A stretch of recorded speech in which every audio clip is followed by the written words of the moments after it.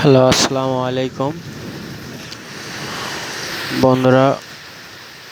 আপনারা দেখতে পাচ্ছেন যদি অন্ধকার, কারেন্ট নাই, প্রচুর পরিমাণ ঝড়ো বাতাস বইতেছে। আমার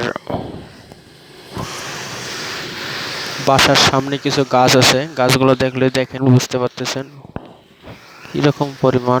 ও মাই গড, ও মাই গড, প্রচুর ভয় লাগতেছে আমার অবশ্য। বিদ্যুৎ চমকালে একটু দেখবেন, ভালো করে ফলো করবেন। ভয়ানক দৃশ্য দেখছেন।